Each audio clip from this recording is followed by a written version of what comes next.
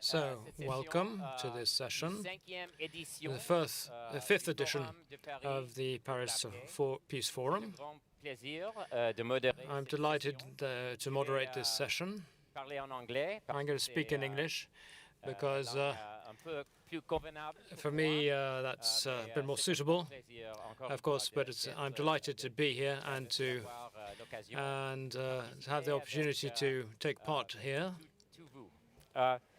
Okay, so I'd like to, again, express my gratitude to the organizers of the Paris Peace Forum.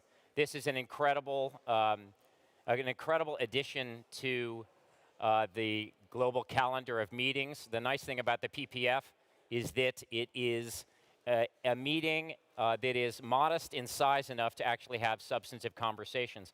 We are delighted today, in that regard, to have two wonderful speakers who will be joining me for this session, which really is looking at some of the local impacts of climate change and some promising initiatives that one might want to consider as we grapple with this planetary catastrophe. As I said, we have two speakers today. The first is Javier Espo Zamora, who is the head of government of the Principality of Andorra. And the second is President Azali Assoumani, who is the head of state of Comoros. We're delighted to have them both with us today. What I'd like to do is just frame the discussion a little bit. Then first we'll hear from Senor Zamora, and then we'll engage him in some conversation, including questions from you, and then we'll switch to our colleague from the Comoros. As I said, the purpose of this session is to see how climate is playing out in specific circumstances around the world. Now, you all know that we are having this conversation at a moment of incredible gravity in terms of the climate crisis. As you probably saw, the UN Environment Program 2 weeks ago said there is no conceivable pathway for us to get to 1.5 degrees Celsius. We are headed for climate overshoot, and there will be some sessions that are addressing that particular possibility later on today as well as tomorrow. But what this has done is it's created a situation of tremendous amounts of acrimony from between those who have, in a sense, caused the climate crisis and those who are on the receiving end of that climate crisis, and it's resulted in a lot of acrimony. Now, much of the impacts of climate change are occurring, obviously, in the global south, and we'll be hearing from the president of the Comoros in a minute. But they are also being felt in the wealthier world, the OECD world, the global north. And that is where our first speaker is from. And so it's a pleasure for me to introduce the head of government of Andorra, again, Javier Espo Zamora, to offer some reflections on how climate change has influenced his country and some of the ways that his principality is thinking about addressing it. Please, over to you. Thank you very much, Patrick Stewart. Thank you for inviting me to this session. Je suis vraiment très honoré de pouvoir participer à I'm delighted to take part in this session, along with the president of the Comores, who I welcome today. And I thank all those who are accompanying us here today and who are going to listen to me.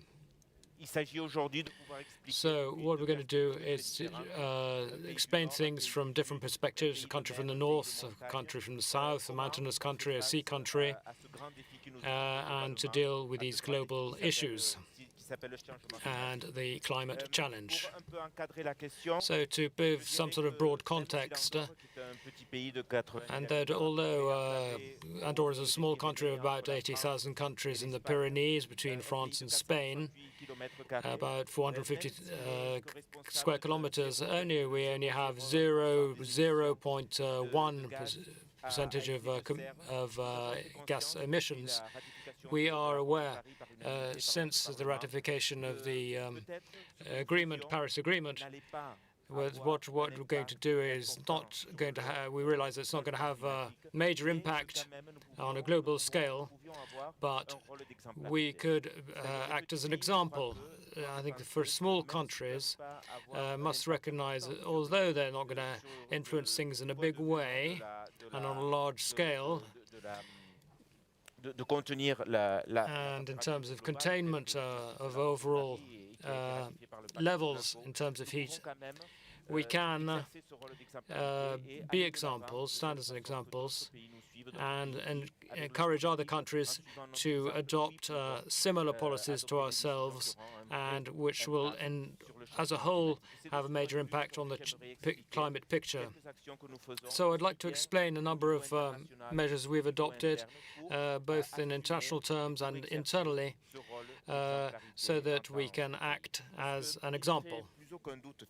There is no doubt that the various crises we have seen, economic, health, climate, etc., mean that we need to adapt and change our current models.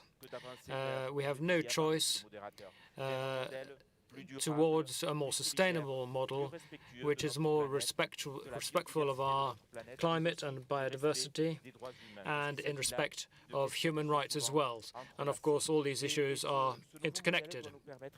This model should help deal to some extent with the climate challenges and work to that end.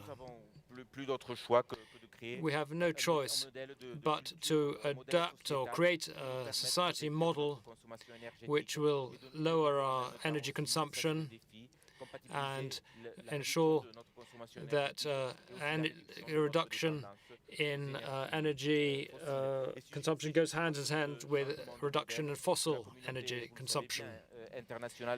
And this goes in hand with, in line with what happened in the COP27 discussions, which took place a few days ago. So, with regard to the COP27, the aim there is to raise awareness of all in the world of the seriousness of the issue, and also, I think, to ensure that they are aware, but also that we need of the need to find joint common solutions to these problems.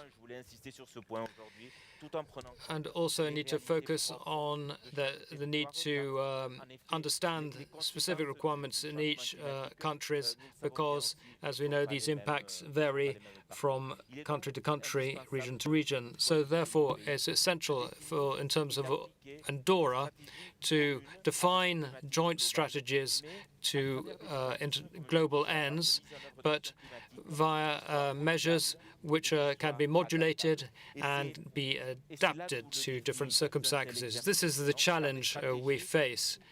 We need to have a strategy which is universal, but it needs to be dovetailed to each local territory, local region. This means that we need to have targets in terms of attenuation, adaptation, and of course, of financing. So, we need to press on with the efforts undertaken hitherto in terms of the climate and ensure adoption of the Paris model. So we need to therefore revise upwards our own commitments when this is possible. I think what's an important thing that Andorra has done, and which other countries should follow, that we have sought to increase our contribution and to reduce our greenhouse gas emissions, not by 37%, which was scheduled, but up to 55% by 2030. And our aim is also to ensure carbon neutrality by 2050.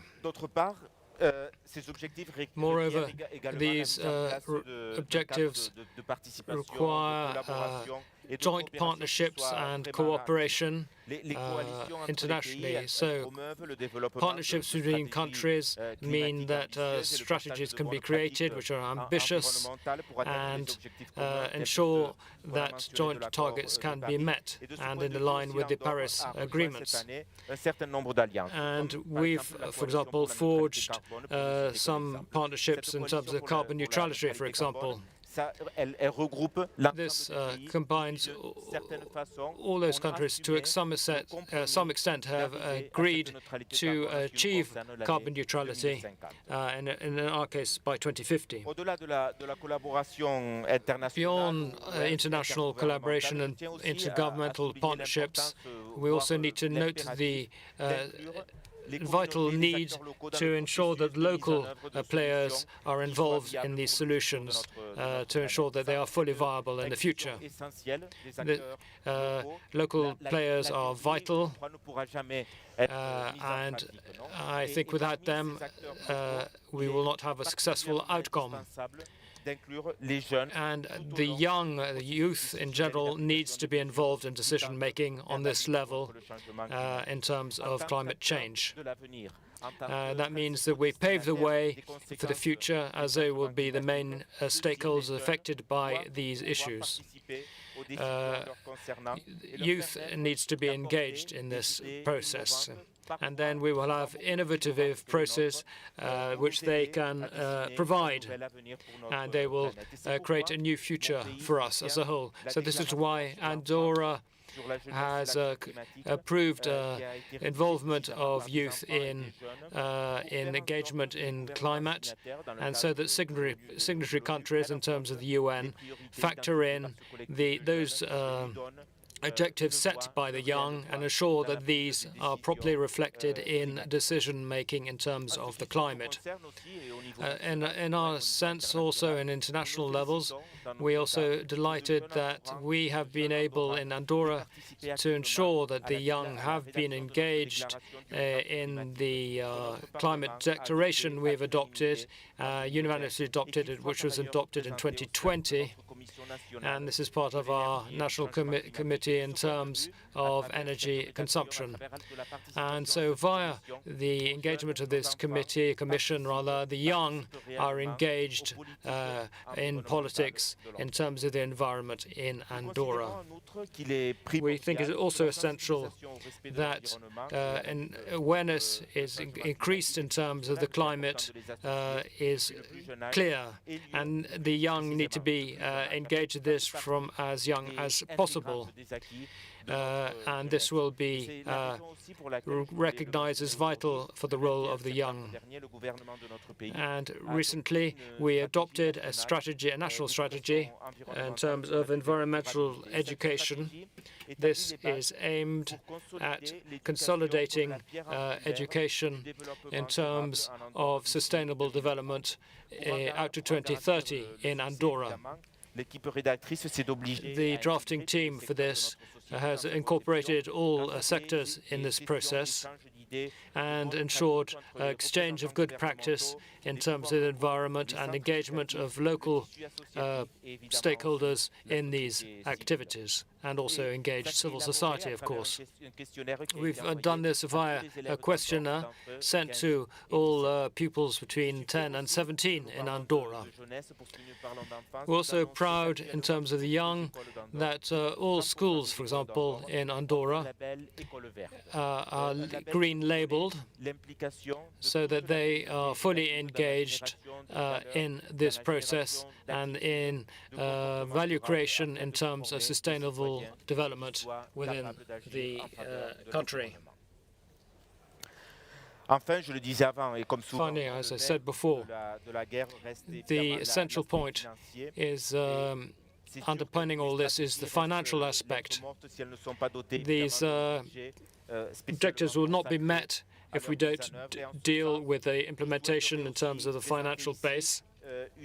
So I'd like to present here an initiative that we have set up, which means includes all the strategies mentioned before and in terms of carbon neutrality and adapting our economic and social development in terms of the climate. So we argue for clear initiatives in this sense, and this is reflected in this financial respect. It means that we need to deal with these, focus on these issues. And in Andorra, we have created a green fund, which is intended to accelerate the transition and to ensure that those who have the greatest impact on carbon consumption should make the biggest contribution.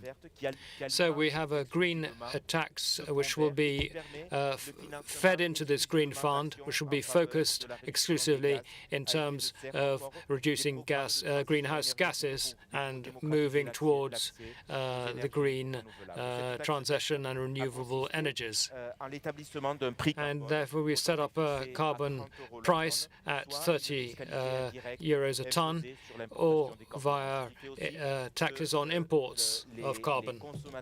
So therefore, consumers will not therefore be in charge of paying this tax, but rather, this is normally assumed by those companies that import these fuels. Of course, since the implementation of this financial mechanism, we've managed to improve capacity and our engagement of companies and general public in the environmental drive and in the fight against climate dangers. And so this green fund will ensure sustainable developments, and means free public transport, for example, in buses. We're one of the few countries in the world now which ensures that public transport is entirely free in the buses. And we've also managed to increase funding for electric vehicles, so that the market quota for EVs is at 17% already. And we've also ensured co-funding in terms of renovation of buildings, so to improve energy and efficiency and increase the use of renewables. So this is a financial mechanism which, of course, helps implement recommendations and solutions which we have developed against climate change, and means that each effort, regardless of its size, may work to this end. So I've given you a number of examples which illustrate what I was saying at the beginning, that despite not being a major polluter, we've showed various measures that can be duplicated elsewhere, both locally and internationally, and I think we can work as an example in this sense. I'm humble in my approach here, but we need, of course, to learn as well and learn from other countries. And therefore, I think for this reason, it'll be very interesting to listen to the President of the Comores. It was really striking the degree to which a country, principality of that's a small place, but it has grand ambitions and also has dedicated itself to some terrific initiatives, ranging from the education of the country's youth to creative methods of financing to programs to build resilience in the country. One thing that you didn't mention, but I know that is a huge issue for Andorra. Obviously, it's a major tourist destination, not least, frankly, for winter sports. And so you begin to feel the impacts, even in a country that's relatively well off, like Andorra, for its economic future, because all of the ecosystem services that we've been relying on, that have been provided free of charge by nature, are ones that we no longer are able to actually take for granted. And this is something that is going to be happening. It's already happening all around the world. It's not only happening in the world's poor countries. There's much more that I would like to ask you, but unfortunately, I think we're probably going to have to move on to our colleague from the Comoros. But anyway, would you join me, please, very much in thanking Javier Espo Zamora. Yes, Thank you very much. Thank you.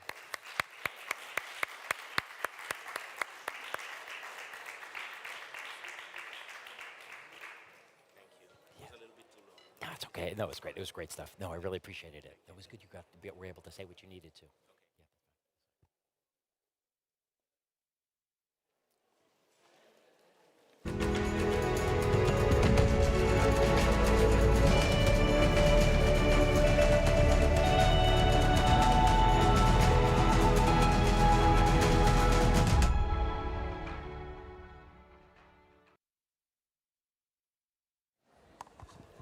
Merci beaucoup. Right.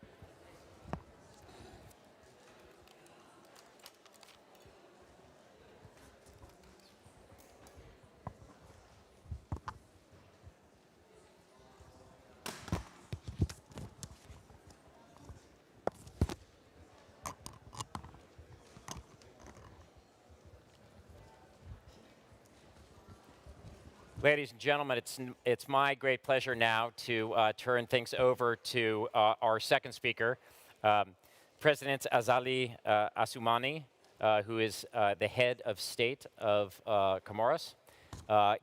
Obviously, a very different geographic and economic circumstance. Very different geographic and economic circumstance than is experienced by Andorra, but offers us the possibility of some discussion and conversation about some of the major ecological pressures that his country's under, as well as economic pressures as a result of climate change, and some of the ways that the Comoros is adapting or attempting to build some resilience in the face of this climate emergency. Monsieur le Président, vous avez la parole. Thank you very much. I'd like to take the floor now. And Your Excellencies, ladies and gentlemen, please allow me to kindly thank President Macron for this initiative, but more especially for the very warm welcome that the French people has afforded to us when arriving to this very fine country. And I'd also like to applaud Mr. Pascal Lamy for the successfully organizing this Paris Peace Forum, and given the multi-crises that the world is going through. And I am therefore very honored to take part alongside you, alongside other senior personalities who have come across the world to attend this forum to address issues which are heart of world affairs, the multiple crises that we're all going through, both in the southern hemispheres alike. And the Paris Peace Forum has many projects to tackle, and there are many initiatives coming from governance, proposing solutions and tangible initiatives faced with world challenges, as we all are. The great challenges of today can be summed up by combating climate change and the efforts to be undertaken to attain the objectives of sustainable development and to beef up our health systems,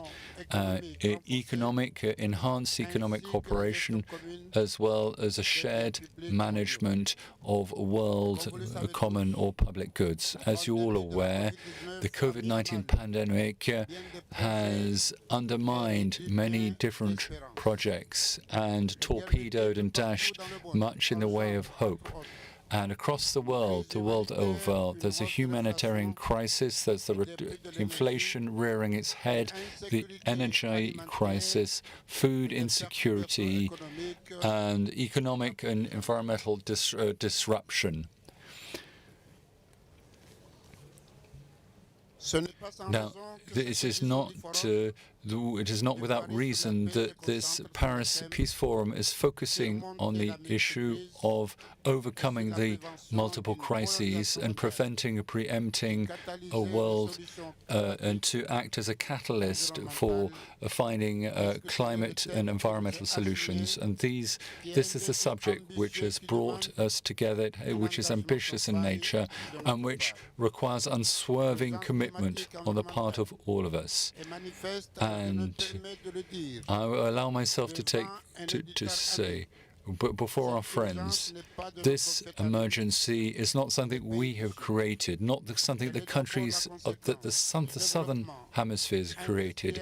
It's a result of the industrial development across many centuries, carbon-based economic development using fossil fuels.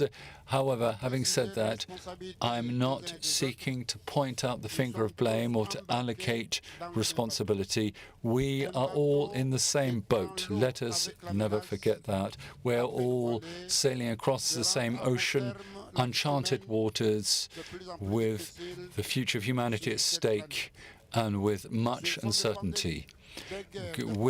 Against this backdrop of pandemics, war, galloping inflation, climate upheaval, everywhere, local communities which can no longer earn a dignified form of income, and due to the impoverishment of biodiversity or the undermining of marine cultures.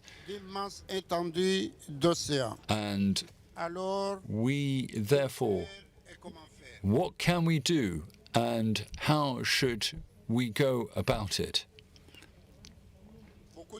Well, much effort, there's been much hard work on the part of the international community, and notably by countries from the north, to put into place multilateral funds to serve a green-based growth. And this is a praiseworthy intention, and it is very ambitious as well. However, the progress achieved has not been commensurate with the legitimate expectations of all the countries concerned. Ladies and gentlemen, the countries of the southern hemisphere, I'm thinking in particular of the smallest countries of the southern hemisphere and the difficulties they're dealing with in the bureaucracy tied up with these new financial instruments. As a result, such countries don't have the human resources or the ministry resources to fully benefit and leverage these financial initiatives, which remains therefore very much theoretical. This bottleneck is unbearable and constitutes, and I say it and I won't mince my words, this is one of the underlying reasons for the crisis. Having said that, let us not back away from a global approach to environmental problems, only by realizing together that, based upon our limited resources, that only the most innovative solutions, which are authentic, which generate added value, environmentally speaking, are frequently based at human level. So against this backdrop, alongside globalization, we need to also foster a regional approach which speaks to the hearts and minds of men and women, and which creates a forum or area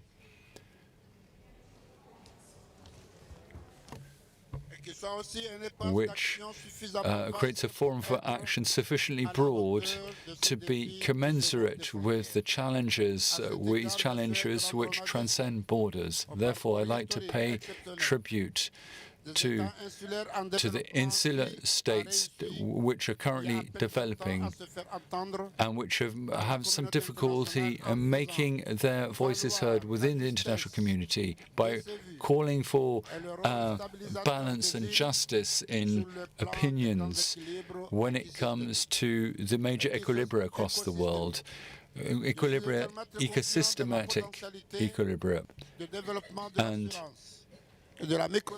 We need to develop eco-finance both at national and local level so as to be able to adapt and build in resilience. And I emphasize that the green funds, the adaptation fund or the feeder fund, just to mention a few of the main international mechanisms, they should be authorized to directly fund the smaller countries concerned. Ladies and gentlemen, in my capacity as a head of state of a small set of islands in development, I'd like to emphasize, before concluding, that the strategic approach that we should have to water and its resources as a major factor in regulating the climate. I reiterate that our maritime sea-based areas not only condition our living environments for the island populations, but for all peoples across the world.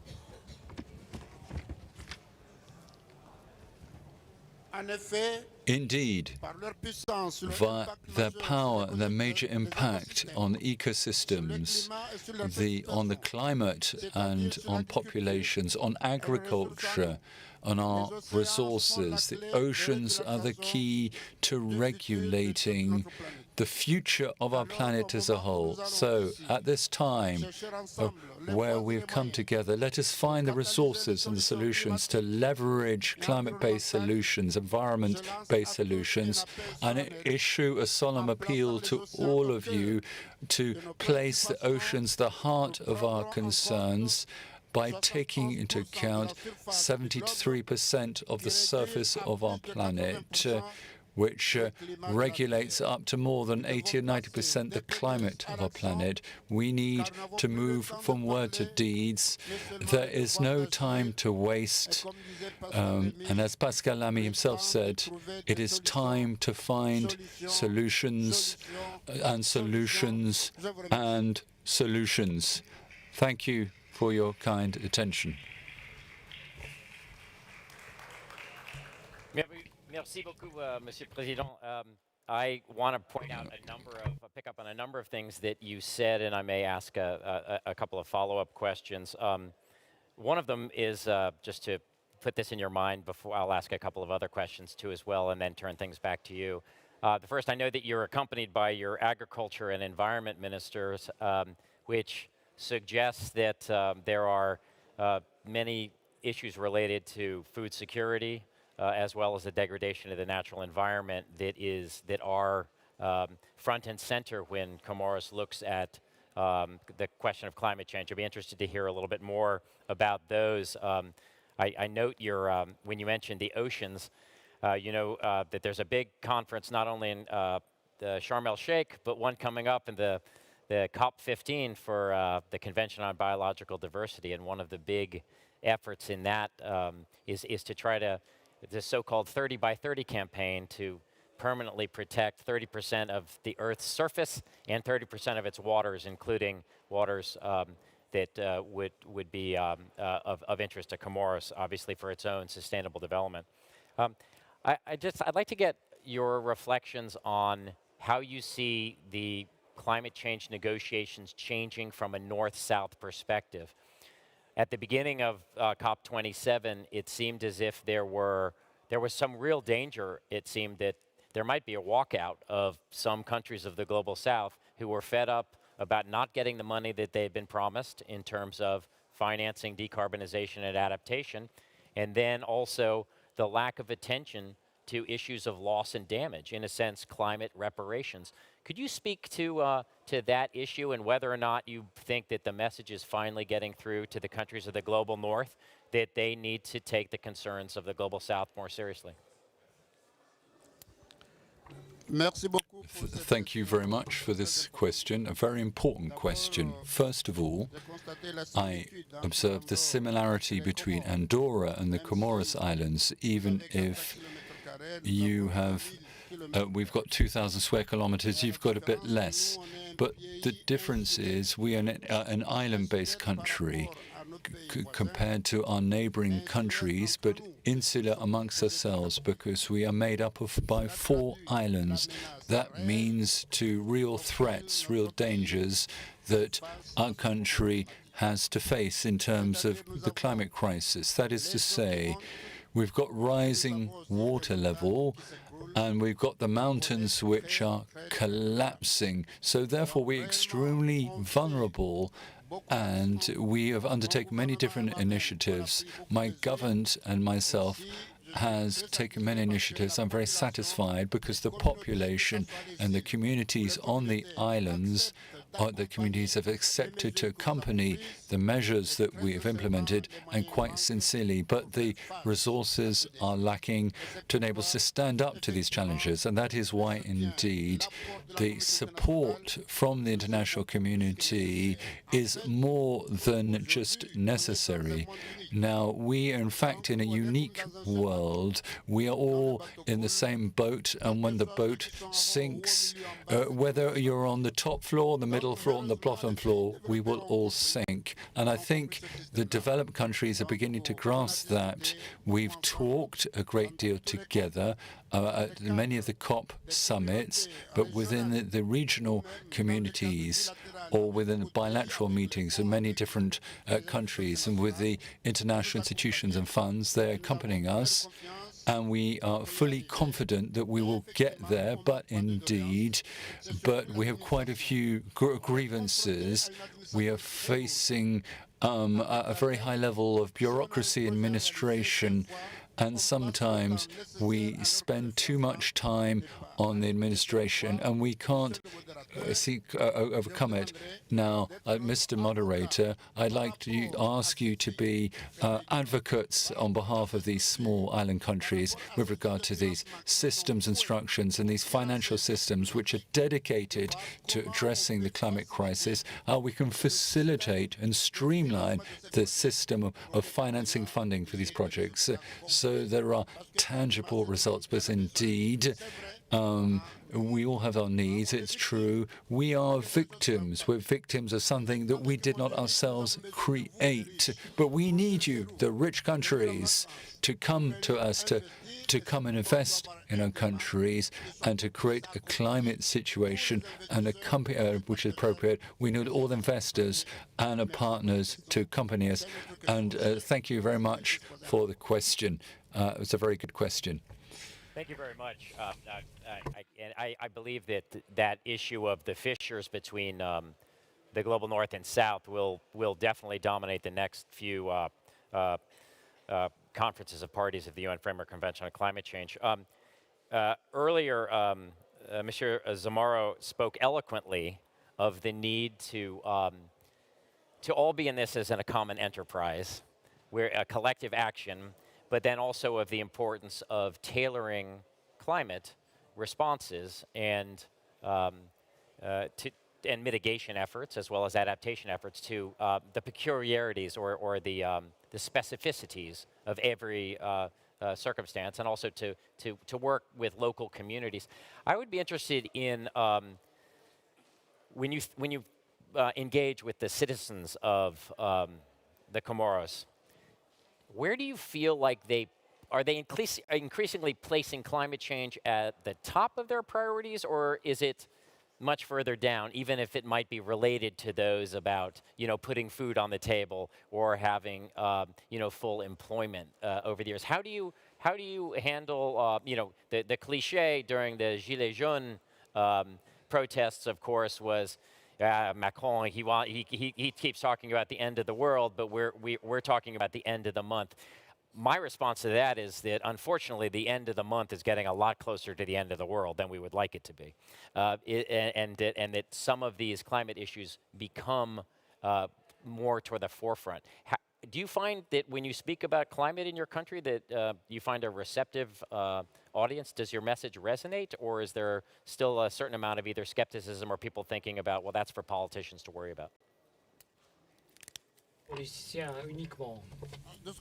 Well, on that front, I would like to congratulate my people because they perfectly understood me and they've always accompanied us in the decisions that we've taken or the decisions that we presented to the regional and international communities to accompany us. So we have the accompaniment, the full support of the people of the Comoros Islands. Now, regarding the question, the specific question I asked the Prime Minister, and I'd like to invite his country. Now, with regard to the progress they've achieved, we've achieved progress in terms of renewable energy, and be it in terms of photovoltaics, we have done research work and surveys with private companies to work on geothermics, or geothermals, because fortunately the country has considerable potential for renewable energy. And we think, therefore, that if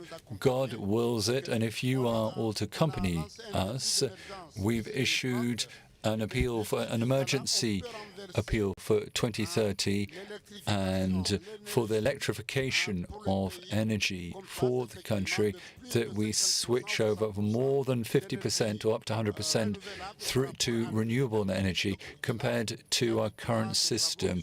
There is work, therefore, underway in this regard. But when I talk about energy, what I mean, energy is life, because the agriculturists, the farmers need energy, of course, be it for their machines or other reason. When we do the linking up the network, we have to transform the agricultural system, or when they go and transport their goods, when they harvest their goods or go to sell their goods to the markets, we're working hand in hand. Despite our small country, we've got water, and a lot of it, and we can therefore leverage our natural resource, a commodity, water, not only for the life of the Comoros people on a daily basis, but for agriculture and for other sectors. We are an island-based people, that we have a fishing sector. We've got significant capital, fishing capital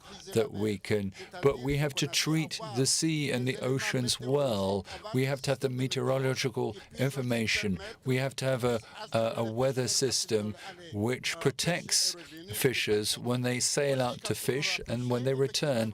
And on top of that, we will need to have a system for conserving this fish and then processing this fish for it then to be sold.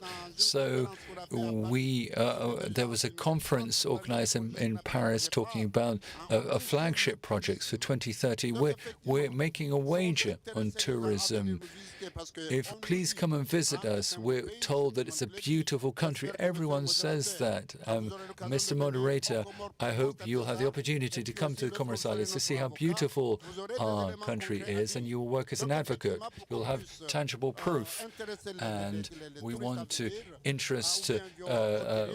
attract tourists and investors, and when they come, they need to have electricity. They need to have something they can eat. Otherwise, they won't be able to come to a country. So in a country where there's a degree of insecurity, but this is part of daily life, and due to our country, despite the progress achieved, we are an intermediate. We've got intermediate revenue status country, but there's still much work to be done. But we have to focus on priority. It's because with the right resources, we can launch all these projects. We've had this conference in 2019, which was significantly undermined by COVID-19. We're going to have a governance seminar to fully launch that project. To get there, we need the support of the Comoros people, but also of the international community, which has backed us thus far. We went through COVID, we went through health problems, and of course, this pandemic has taught us that we all have to work together. It united the world, this pandemic. The virus knew no borders, and we have to work. The international community has worked. We need to continue to work together. We will overcome the virus. Okay, we're not quite at the end of the tunnel, but we've gone a long way through it, and it has demonstrated that by working together, this pandemic, that we can achieve tangible results. Now, for the crisis, the climate crisis, we've got a polluted environment. Now, the countries of the South are paying for the damage done by other countries. But unfortunately, this problem concerns all of us, North and South alike. Be you a rich nation or a poor one, we are all in the same boat. All our lives are at stake. And the planet is at stake, and the planet is our hope. And if the ship sinks, then we all go down. So therefore, we really have to work on these issues. Thank you very much for that very stirring and passionate plea for international cooperation, and also the reminder that that the battle against climate change cannot come at the expense of getting power and energy to the people of Africa, where 500 million people lack access to energy, sustainable electricity. But has to be part and parcel of a development project, and that is why international cooperation is really required. I want to thank Monsieur Zamora also for a very eloquent summary of some of the things that are occurring, exciting things happening in his principality. Please, at this moment, join me in thanking both of our speakers for their participation in this panel.